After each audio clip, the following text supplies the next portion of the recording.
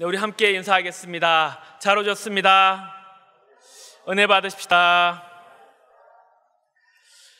지난 주일 목사님들께서 주보에 난 수요 설교 제목을 보시더니 아직 코로나가 언제 끝날지도 모르는데 코로나 이후에 대하여 설교하는 것이 너무 이른 것이 아니냐 하시더라고요. 생각해보면 그럴 수 있습니다. 아직 백신도 안 들어왔는데 코로나 이후에 대해서 설교하더니, 그리고 그날 낮에 지역 맘카페에서 저희 교회 비대면 예배에 대해서 경찰과 시청에 민원을 넣는 일이 있었습니다. 그래서 저녁 예배부터는 엄격한 인원 제한을 적용을 해서 인원을 제한했고, 그래서 예배를 드리러 왔던 교구 식구들을 또 권사님을 돌려보냈습니다. 참 상황을 설명하고 돌려보내는데 참 예배 드리는 성도를 돌려보낸다는 거, 참 목사로서 가슴이 참 먹먹하고 참 뜨거운 뭔가가 쏙 올라오더라고요. 아니 주님, 도대체 이게 무슨 상황입니까? 그래도 기도를 하면서 마음을 추스리다가 성경 속의 한 인물이 생각이 났습니다. 예레미야 선지자. 예레미야 선지자는 이스라엘의 심판에 대해서 선포를 했고, 또 그 멸망의 과정을 다 지켜봤고, 또 그 고통과 슬픔 가운데 애가를 불러서 사람들에게 전했던 그 눈물의 선지자 예레미야. 그러니까 그 슬픈 애가를 지을 만큼 마음이 참 아프고 슬펐을 것인데 지금 내 심정이 그런 게 아닌가 생각이 들었습니다.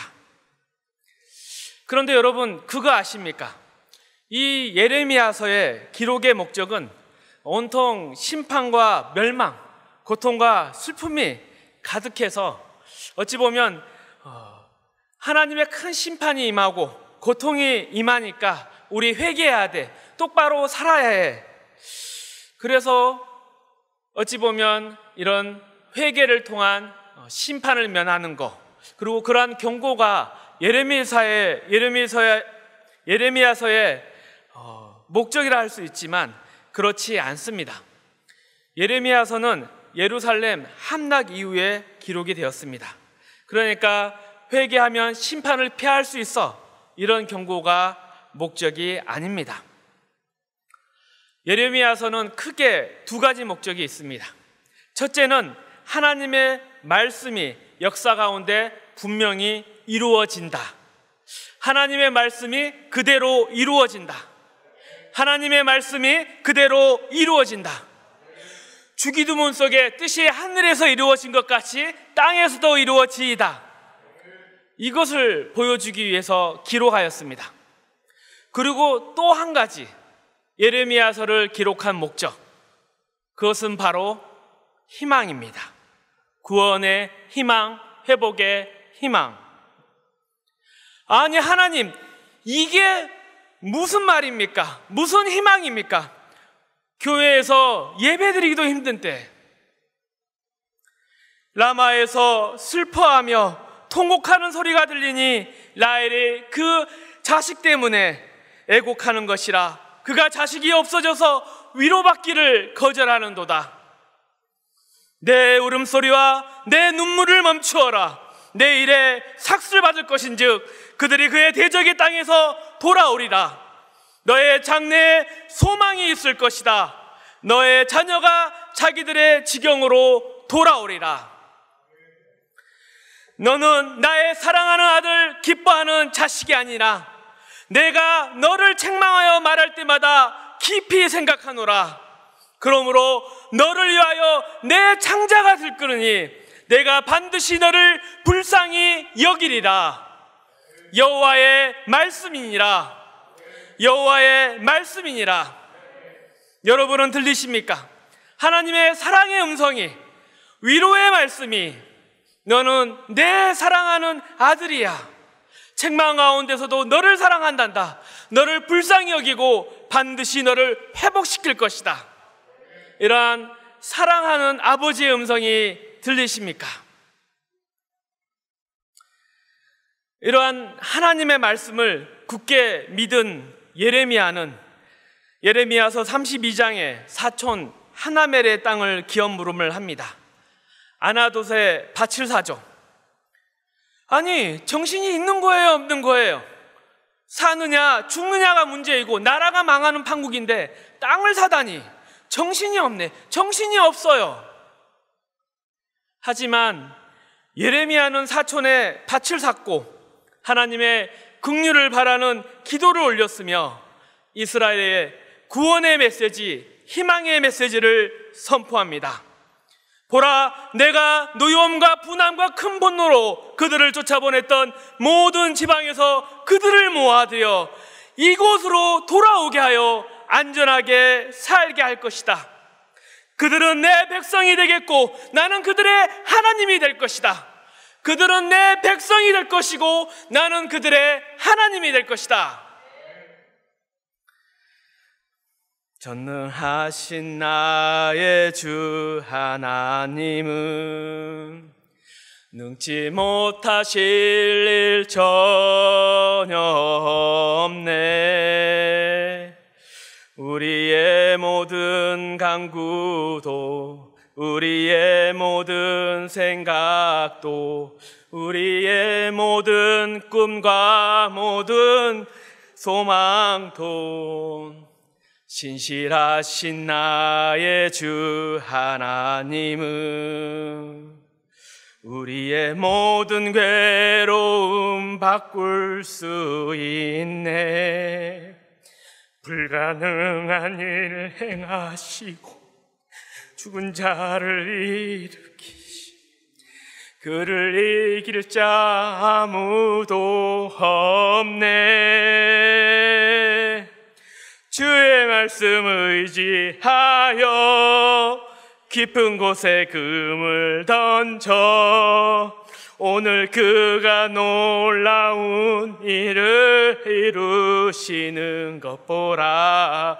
주의 말씀 의지하여 믿음으로 금을 던져 믿는 자에게 능치 못함 없네.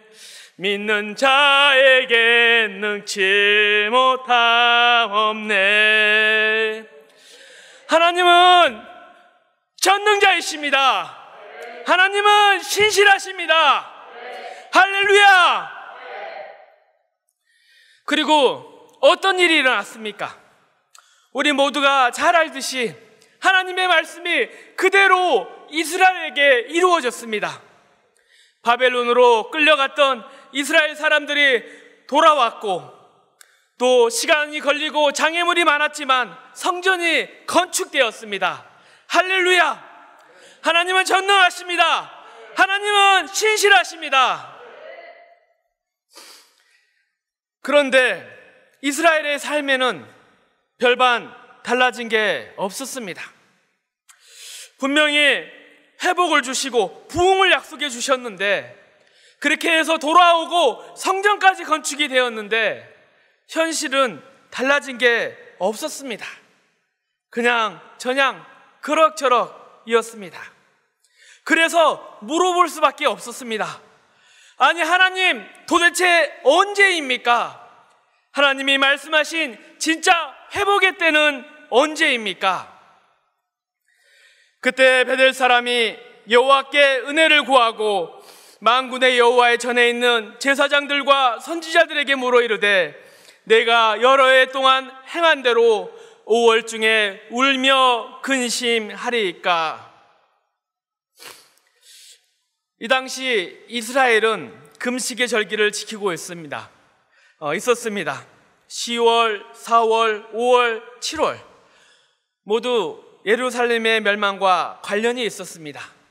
특히 이들이 물어본 5월의 금식은 느부갓네살 부대가 예루살렘의 성전, 궁전을 불태운 때를 슬퍼하고 금식하는 절기였습니다. 그러니까 언제까지 우리가 5월의 금식을 지킬까요? 하는 말은 언제 이 고통이 완전히 끝나고 하나님이 주신 회복과 부흥의 때가 있을까요? 묻는 거였습니다.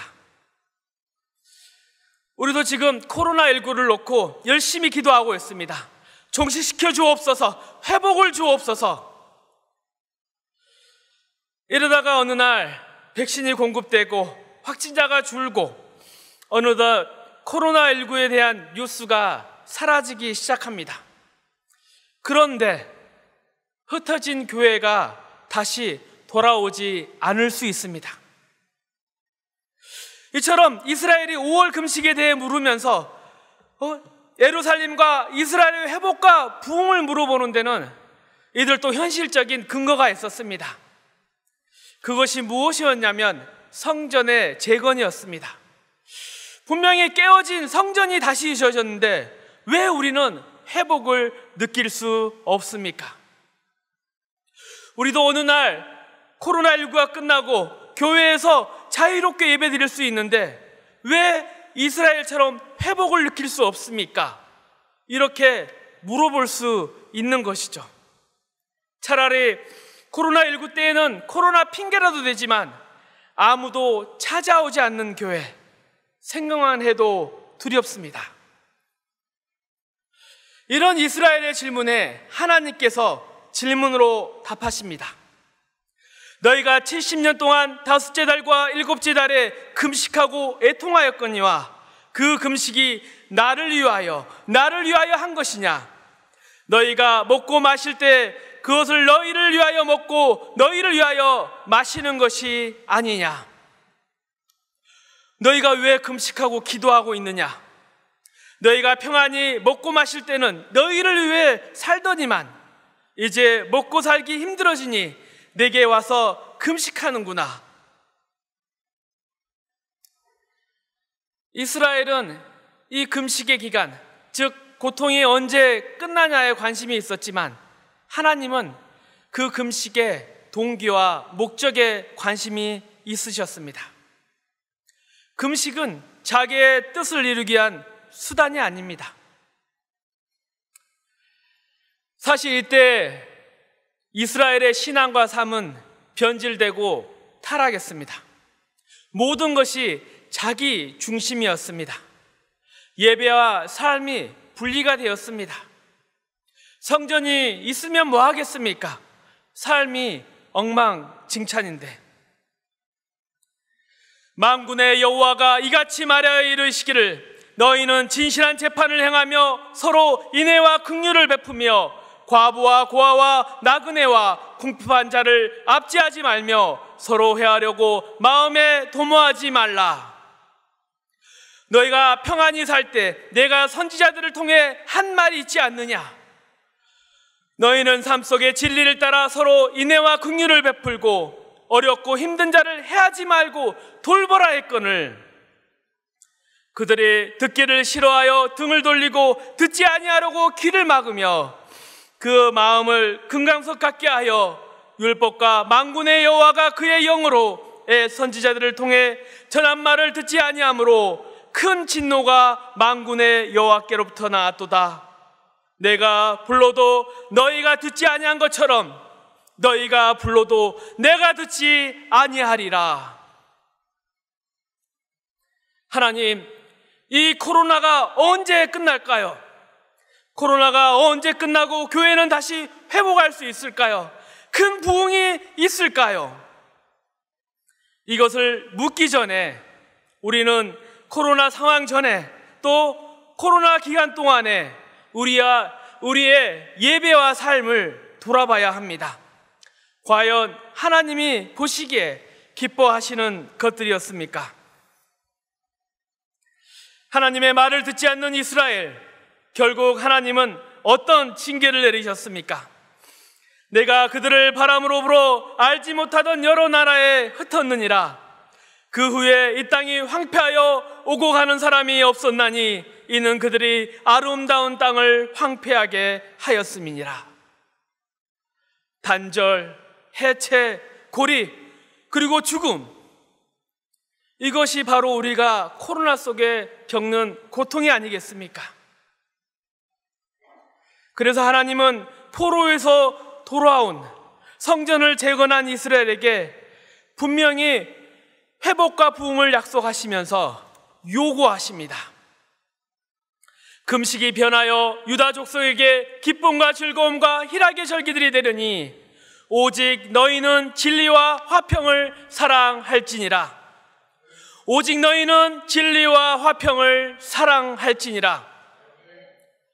이것은 추상적인 명령이 아니었습니다. 굉장히 구체적인 실천을 요구하는 것입니다.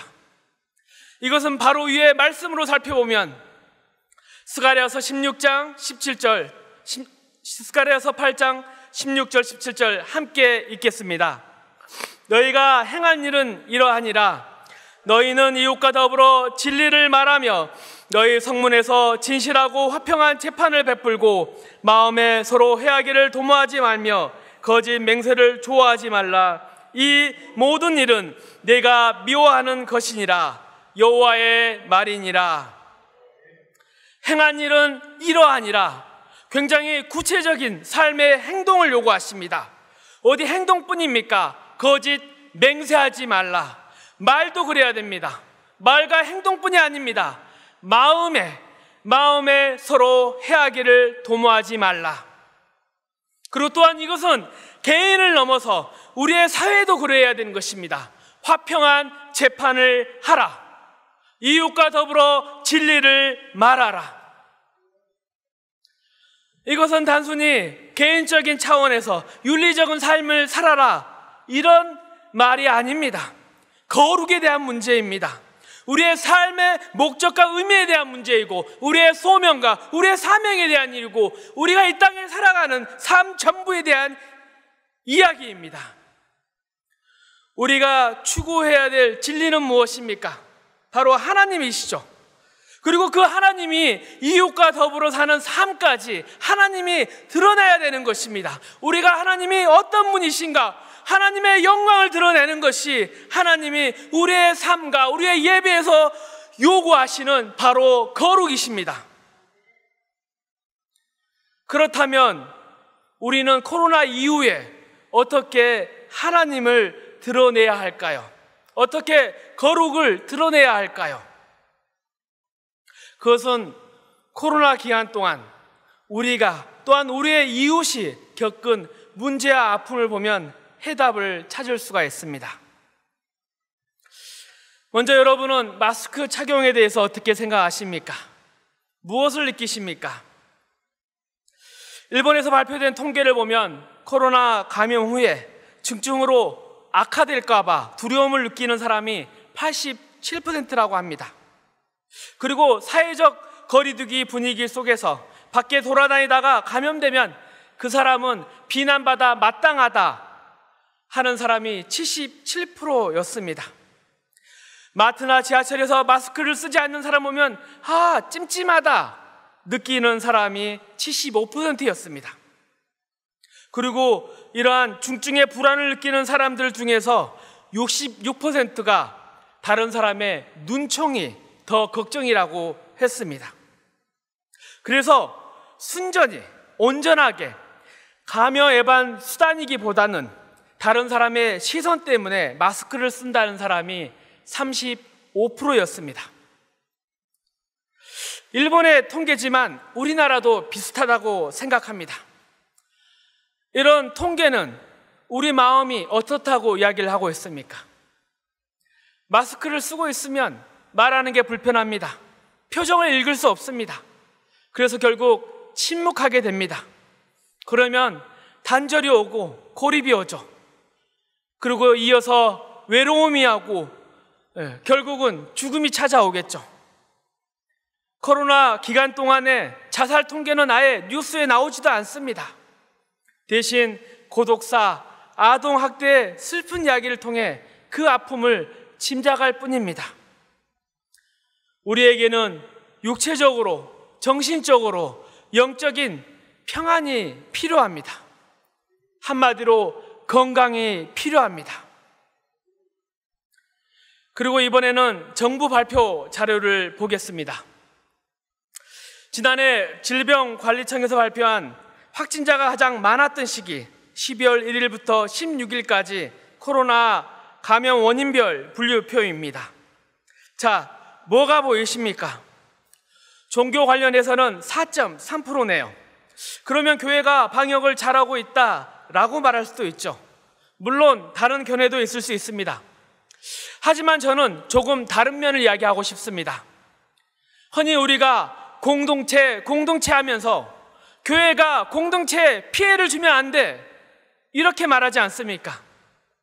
그런데 이 표를 보면, 우리의 삶을 보면 공동체라 부를 만한 게 참 적구나, 아니 이제는 공동체가 없다고 말해야 되지 않나 생각이 듭니다. 아니 목사님, 표를 보면 저기에 학교도 있고 직장도 있잖아요. 그들도 공동체지 않습니까? 그런데 요즘 학교나 직장이 과연 공동체입니까? 권위나 질서가 있습니까? 마음속에 애교심이나 애사심이 있습니까? 길 가는 학생 잡아서 물어보십시오. 이 학생 학교 다닐 맛이 있나? 없다고 대답할 것입니다. 공동체가 사라지고 있습니다. 그리고 요즘의 분위기 어떻습니까? 방역이라는 이름으로 모든 개인과 기관에 국가가 군림하려고 합니다. 그 증거가 바로 교회를 공격하는 것입니다.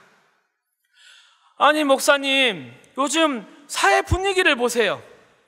교회는 개인의 종교적 욕구를 채우는 곳입니다. 개인의 선택이란 말이죠.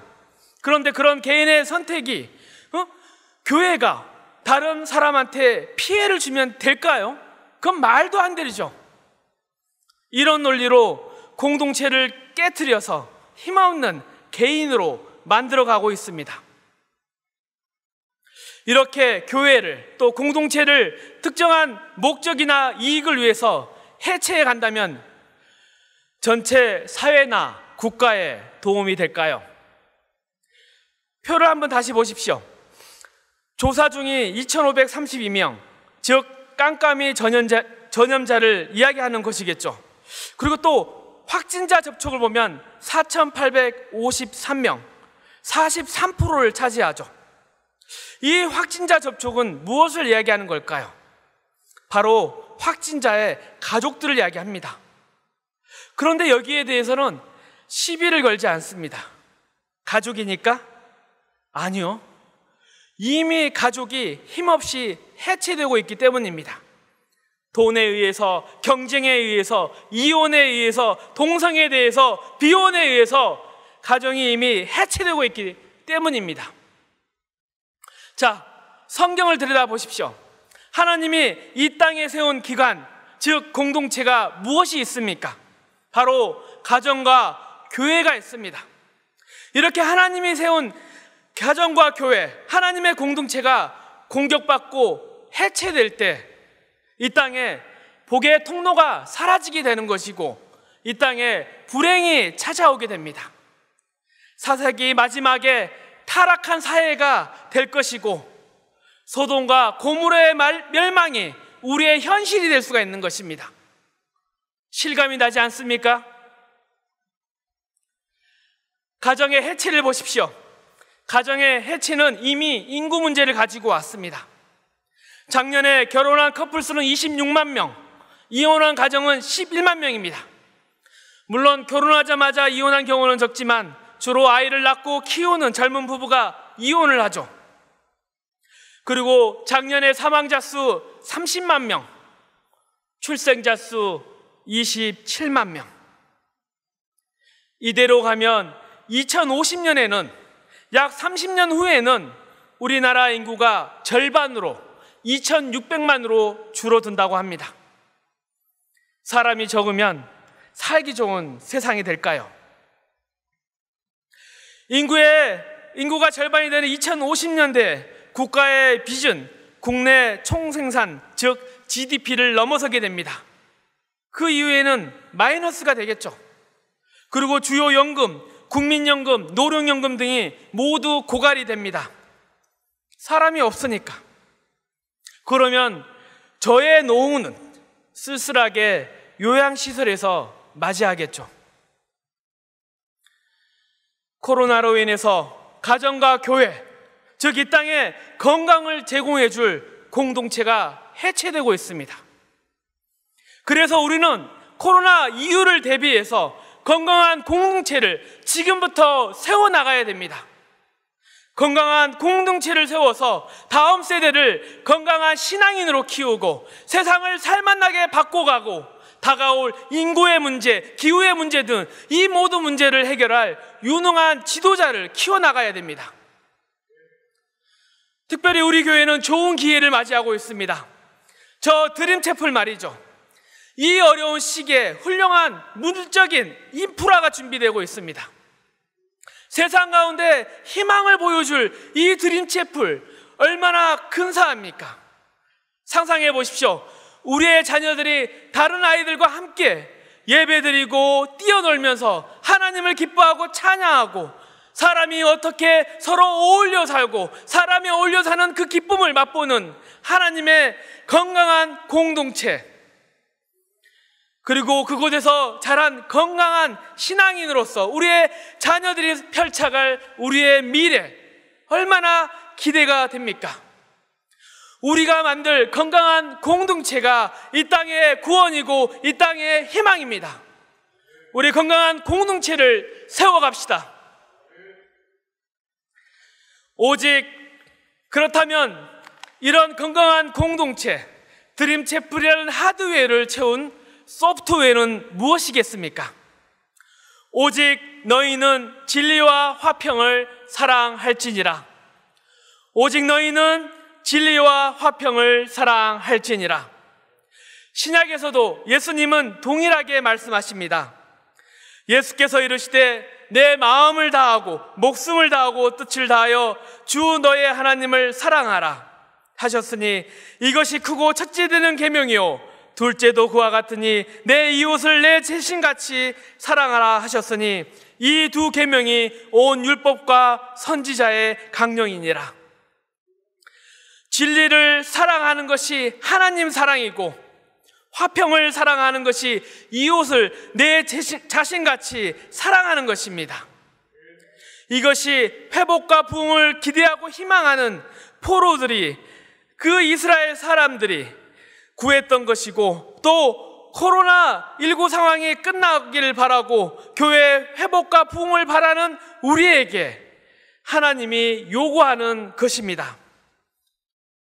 그래서 우리는 지금 아직 코로나19의 상황이지만 방역수칙을 잘 지키면서 올바른 예배를 드리고 지켜야 합니다.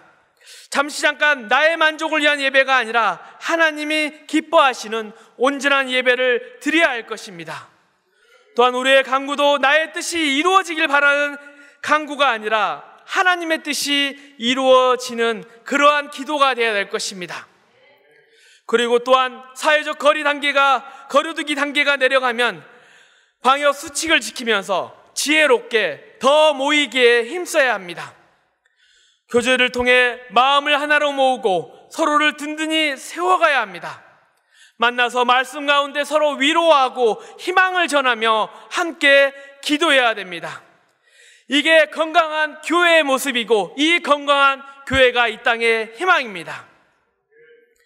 믿는 사람이 다 함께 있어 모든 물건을 서로 통용하고 또 재산과 소유를 팔아 각 사람의 필요를 따라 나눠주며 날마다 마음을 같이하여 성전에 모이기를 힘쓰고 집에서 떡을 떼며 기쁨과 순전한 마음으로 음식을 먹고 하나님을 찬미하며 또 온 백성에게 칭송을 받으니 주께서 구원받는 사람을 날마다 더하게 하시니라. 그리고 또한 앞으로 행하시고 이루실 하나님의 일을 준비해야 합니다. 우리 함께 읽겠습니다. 만군의 여호와가 이와 같이 말하노라. 다시 여러 백성과 많은 성읍의 주민이 올 것이라. 이 성읍 주민이 저 성읍에 가서 이르기를 우리가 속히 가서 만군의 여호와를 찾고 여호와께 은혜를 구하자 하면 나도 가겠노라 하겠으며 많은 백성과 강대한 나라들이 예루살렘에 와서 만군의 여호와를 찾고 여호와께 은혜를 구하리라. 만군의 여호와가 이와 같이 말하노라. 그날에는 말이 다른 이방 백성 10명이 유다 사람 하나의 옷자릇을 잡을 것이라. 곧 잡고 말하기를 하나님이 너희와 함께 하심을 들었나니 우리가 너희와 함께 가려 하노라 하리라 하시니라. 아멘. 하나님께서 분명히 우리의 교회에 회복과 부흥의 때를 주실 것입니다. 많은 목포 사람들을 저 드림체프를 통해 몰아주실 것입니다. 분명히 같은 코로나의 아픔 가운데 있는데 너는 항상 얼굴에 웃음이 있고 행복해 보이더라. 너 사랑의 교회 다닌다고 했지. 그리고 드림체프를 크게 지었다며.